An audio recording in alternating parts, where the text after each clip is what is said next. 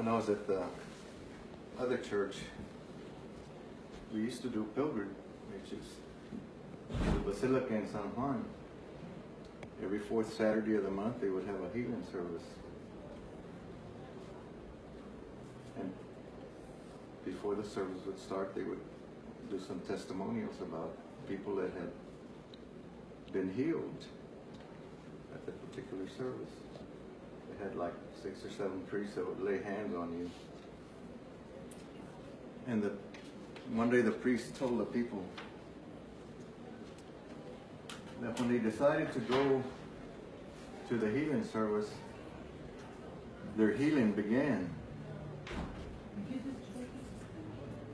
And so he was telling them that because of their faith, had begun the healing process.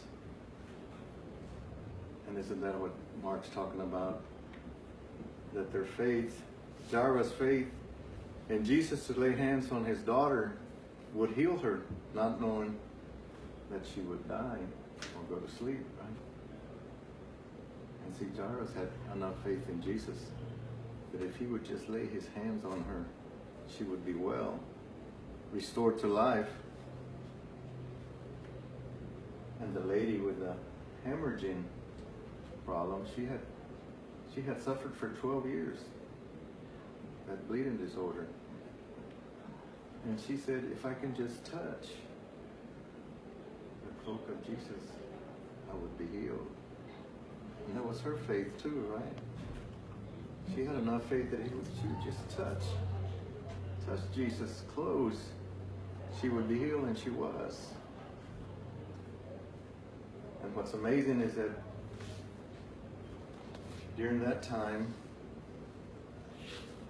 women were second-class citizens. But Jesus restored them to health and the little girl to life, which meant that Jesus didn't have any boundaries when it came to helping the people in need.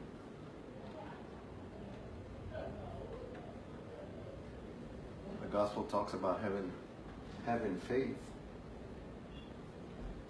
because in the first reading it talks about our spiritual life, that we shouldn't have.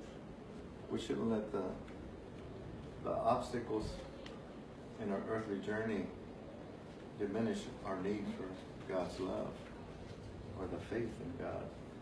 Sure, we go through obstacles, different obstacles during an earthly journey, but it's telling us that we shouldn't lose faith,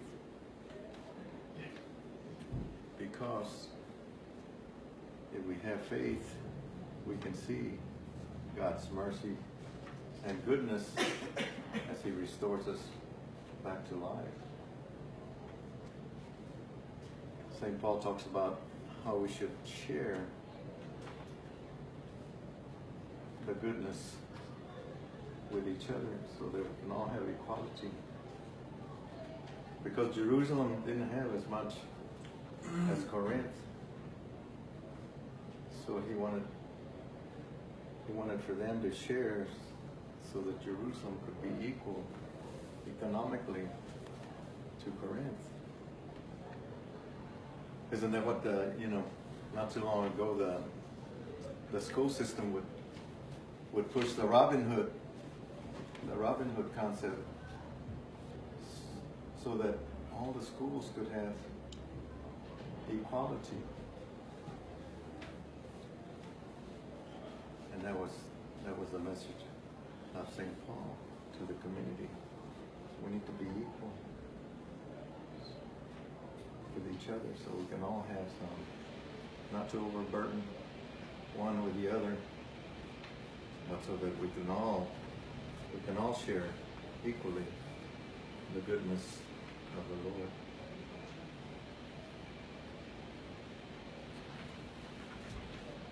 I think that sometimes we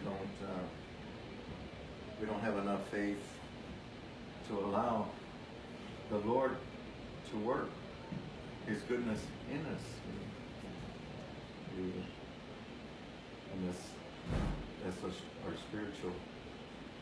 deficiency, because in that first reading he says God made us to be imperishable.